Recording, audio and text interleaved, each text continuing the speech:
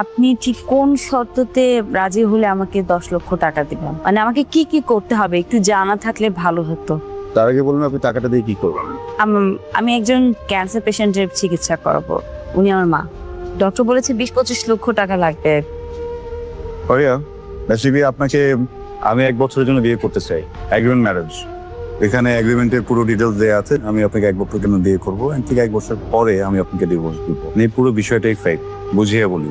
Basically আমার ফ্যামিলির একটু প্রেশার আছে, আমার বিয়ে করতে হবে। আমি বিয়েটা করতে চাই না, এই জন্য আমি নিজের মতো করে একটা বানানো বিয়ে করতে, যেন ফ্যামিলির প্রেশার থেকে বাঁচা যায়। আপনি কি রাজি? ভাইয়া দেখেন, এই সম্পর্কের মাঝে আসলে সিরিয়াস কোনো কিছুই থাকবে না, পুরো বিষয়টাই ফেক। ভাই আমার হাতে সময় একটু কম, যদি রাজি থাক তাহলে বলুন আপনি রাজি। আমি সরি, আমি আসলে পারবো না এই কাজটা করতে। ভুল জায়গায় চলে এসেছি।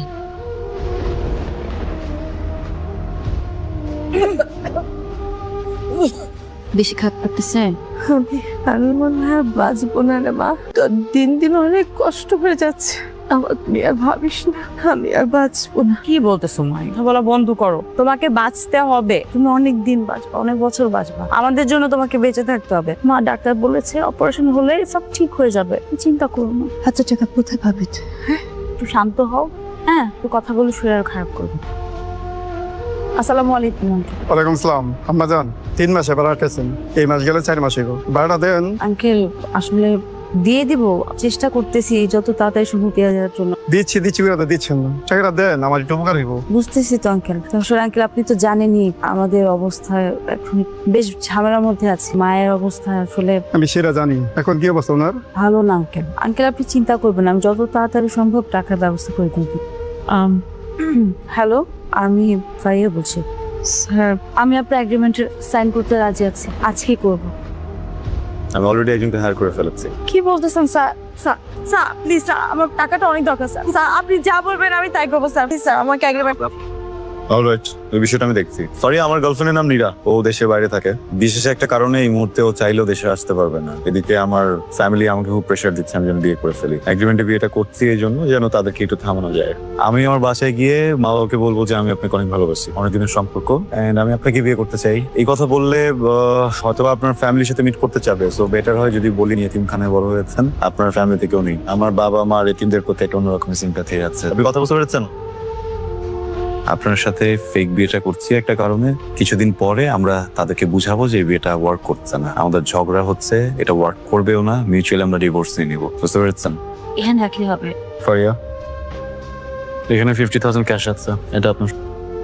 টেনশনে কিছু নেই, আপনার মার টাকা কালকে পেয়ে যাবেন।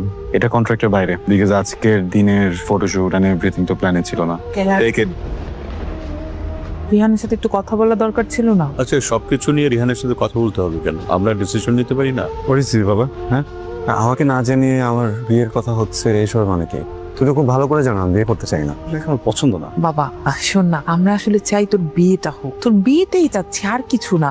মানে তোর কি কাউকে পছন্দ আছে? আমাকে বল, সব ম্যানেজ করে ফেল। ডোনা, ছেলেকে আর লাই দিও না, তাকে পরিষ্কার করে বলে দাও 1 মাসের মধ্যে ইলার সাথে তার বাগদান হবে, তারপরে সময় সুযোগ বুঝে বিয়ে। আমি কামরুলকে ফোন করে বলে দিচ্ছি। ও ইলাকে পছন্দ করে না। আমি কিন্তু ভালোবাসি। ভালোবাসো? ঠিক আছে, 1 মাসের মধ্যে তোমাকে বিয়ের কাজটা শেষ করতে হবে।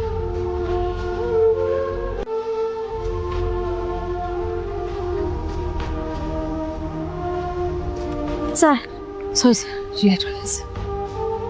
25 মিনিট লেট। রাস্তা কি কেমন গেছিল তুমি এতক্ষণ? তোমার কাছে টাইমের ভ্যালু নাই, আমার কাছে আছে। সরি স্যার, সরি, আমি এক্সট্রিমলি সরি। আর হবে না। I am sorry. সরি, আমার না আসলে মাথাটা একদম ঠিক নেই, খুব টেনশনে আছি। তোমাকে ফ্যামিলির সামনে নিয়ে যাবো, আমি পুরো বিষয়টা নিয়ে অনেক বেশি নার্ভাস। তারা যদি বুঝে ফেলে কোনোভাবে, কি হবে, কোনো আইডিয়া আছে তোমার? আমার মা বা বাবা কেউ যেন কোনোভাবে কোনো কিছু আঁচ না করতে পারে। জি স্যার। তারা কিন্তু যেন তুমি এতিম। Okay sir. কথায় কথায় আবার স্যার স্যার কেন বল? বাসায় গিয়ে তো একই করবা। Sorry sir. কি রে, এই কি তোর গার্লফ্রেন্ড? গার্লফ্রেন্ড ছিল, এখন বউ। বউ মানে কি? তুই একা একা বিয়ে করে ফেলছিস? না না মা, রিহানের বাবা, এই দেখো তোমার ছেলে তোমার কথা রেখেছে। বাবা, কি নাম তোমার? আসসালামু আলাইকুম, আমার নাম ফারিয়া। বাসায় কে কে আছে? বাসায় বাসায় কেউ নেই, ও এতিমখানে বড় হয়েছে। এইটা আসল কারণ ছিল, আমি তোমাদের কারণ বলিনি। তাই নাকি? আমি শুনেছি এতিমখানায় যারা টেক কেয়ার করে তারা খুব ভালো হয়। জি আসলে ওনারা অনেক ভালোবেসেছেন আমাকে, পরিমের মতো। আর তুমি বসো না।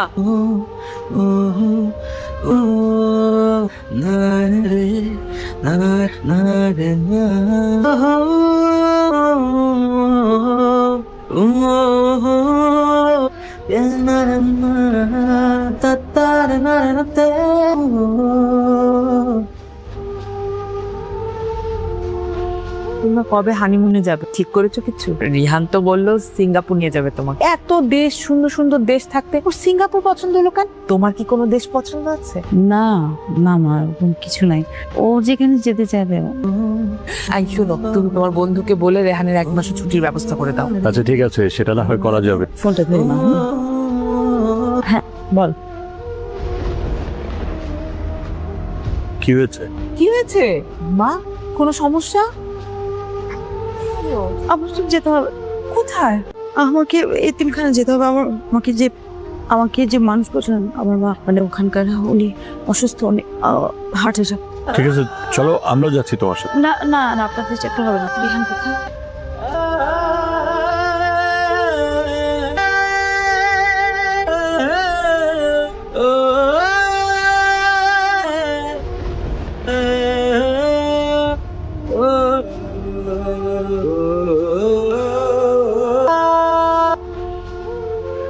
সরি, আমি খুবই সরি।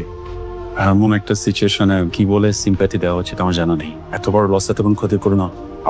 আমার ভেতরে একটা গিল্ট কাজ করে। আমার মনে হয় তুমি যদি আমার কথায় এই বাড়িতে না থাকতে সেদিন হয়তো আন্টির পাশে। সরি। না না, আপনি সরি বলবেন না, সরি ফিলও করবেন না। আপনার তো কোনো দোষ নেই।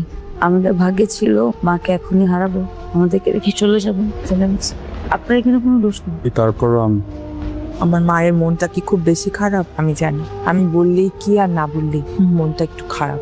মারে, আপন মানুষ চলে গেলে সেই জায়গাটা পূরণ হয় না, সেটা পূরণ হওয়ারও না। আমি জানি খুব বেশি কষ্ট হচ্ছে, কিন্তু আমরা যে তোমাকে এরকম মুখ গোমরা দেখতে পছন্দ করি না। তোমার হাসি খুশি মুখটাই আমাদের পছন্দ। রিহান, তোদের তো বিদেশ যাওয়াটা ডিলে হয়ে গেল না? একটা কাজ কর না, ওকে নিয়ে দেশের মধ্যে কোথাও ঘুরে আয়। দেশেই তো কত সুন্দর সুন্দর জায়গা আছে।